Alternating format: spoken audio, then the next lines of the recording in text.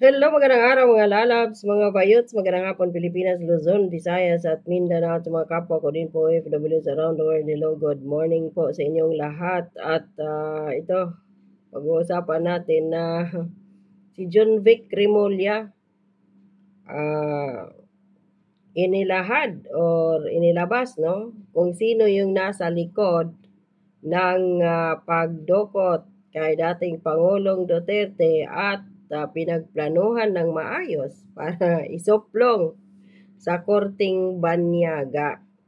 At mamaya gabi, alas 9 ng gabi sa Pilipinas ay magkaroon na po ng first pre-trial po or free trial si dating hindi para free PRA trial si dating Pangulong Duterte sa ICC. At ayon kay Optic Politics, nagkita na daw si dating Pangulong Duterte, si Vice President Sara Duterte at saka si Kong Polong. At yung isa pang may bad news pa din dahil si dating Executive Secretary Salvador Medialdea ay hindi pa rin pinapasok doon sa loob ng detention center ni dating ni Tatay Digong para makita ang kalagayan. Totoo talagang kalagayan, hindi pinapasok. So, yun yung bad news, no? So, nahanap na si dating Pangulong Duterte. So, medyo nakakahinga tayo ng konti. So, ngayon, dito sa ang Pilipino, binunyag ni Remulla ang mga nagplano sa pagsuko at paghatid kay dating Pangulong Rodrigo Roa Duterte sa dayuhang hukuman. Isiniwalat ng Interior and Local Government Secretary John Vic Remulla na ang pagpapaaresto at pagsuko at paghatid kay dating Pangulong Rodrigo Duterte sa International Criminal Court ay planadong operasyon ng isang core group na kinabibilangan nina siyempre yung ating sinungaling na Presidenteng Bongbong Marcos mambubudol.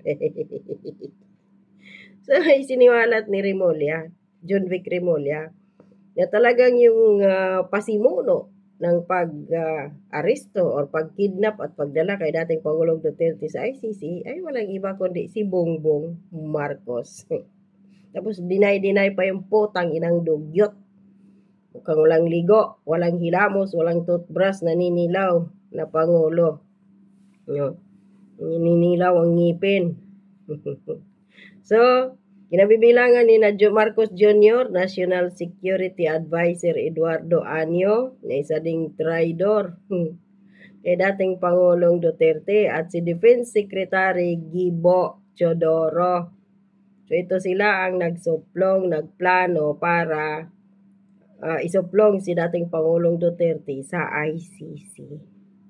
Sa isang panayam ng Bilyonaryo News Channels On Point, tinanong ni Pinky Webb si Remulla kung sino ang unang nakaalam ng plano. So, sabi ni Remulla dito, hindi mo maaaring planuhin ang ganitong operasyon at isama ang napakaraming tao. Yun na nga eh. Kung may plano kang syuktiin yung isang tao, dalawa lang kayo. Nang ikaw na magpapasyukti at yung inuutosan mong titigi sa isang tao, dalawa lang, ganyan. Ito sila 3 or 5 siguro.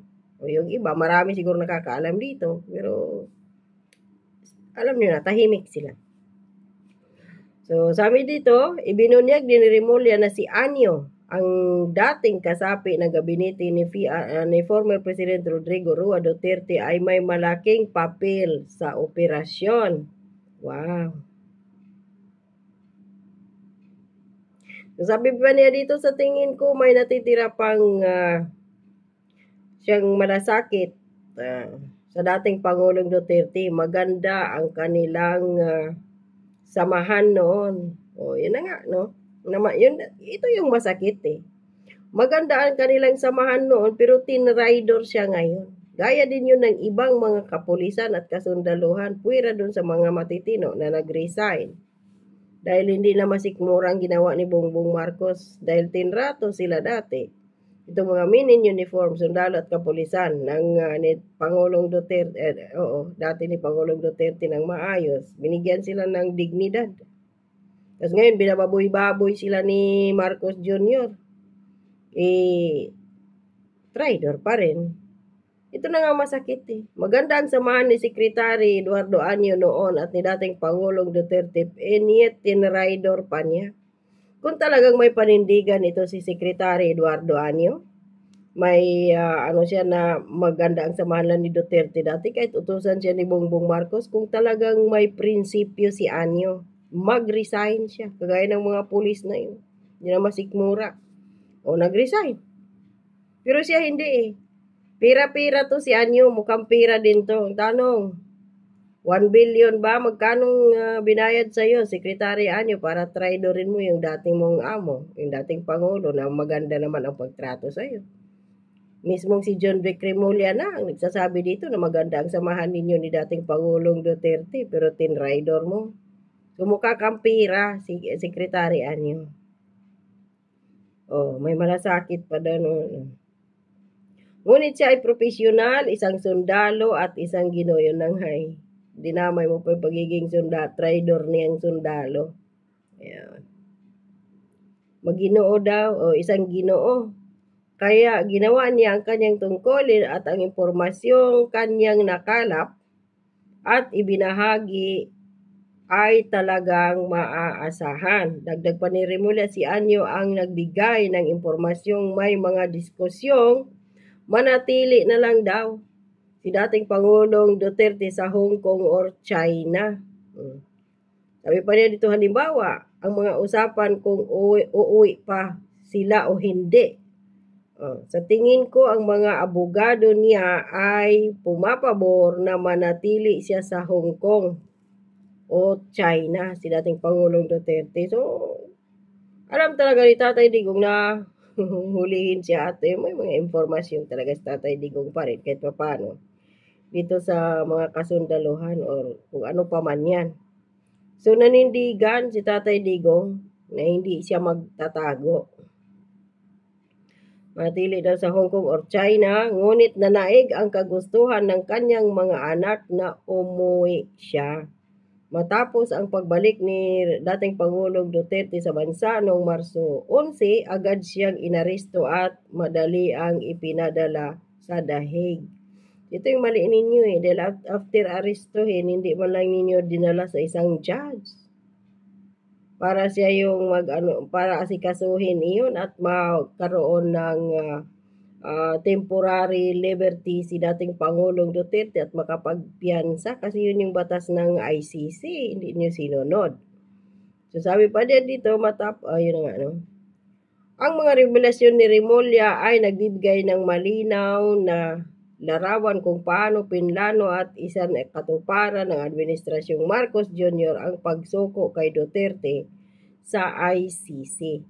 Taliwas ito sa pahayag ng Pangulo noong gabing iyon na consistent naman tayo, hindi tayo tumutulong sa investigasyon ng ICC. Huwag na kayo maniwala kung ano pa ba yung lumalabas sa mga bunganga ni Bongbong Marcos.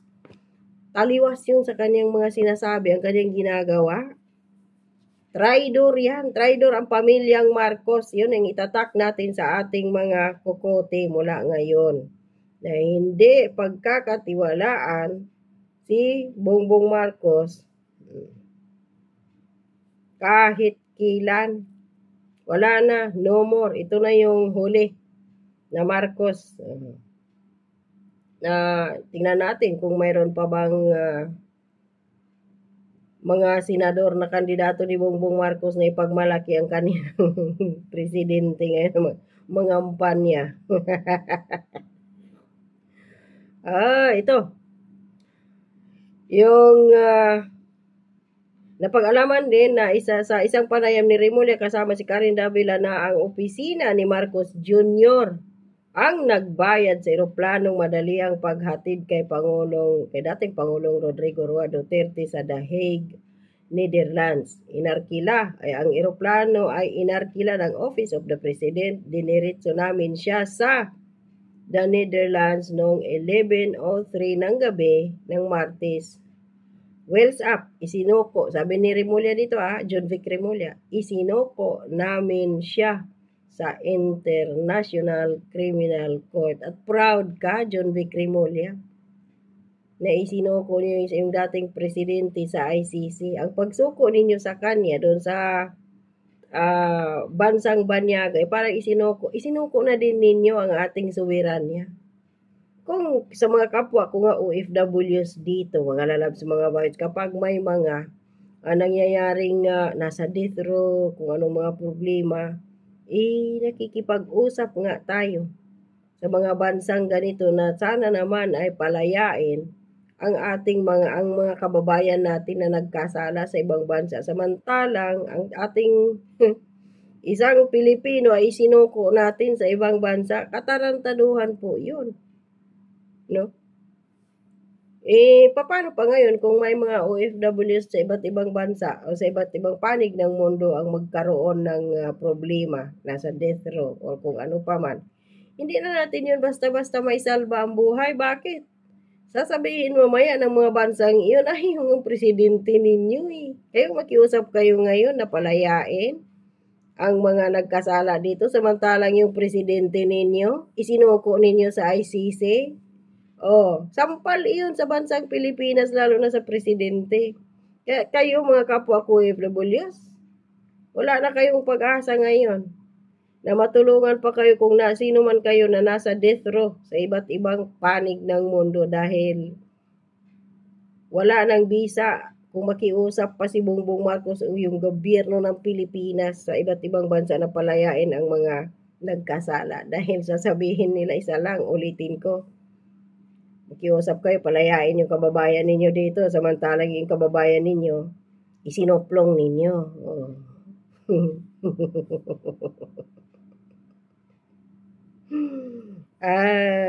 So malinaw na si Bongbong Marcos ang nagrinta, opisina niya, ng eroplano at isinuko si dating Pangulong Duterte sa ICC. Ayon yan kay John Vic Remulla. So, ayun. Nagkabistuhan na. Good job. Ay, naku po talaga.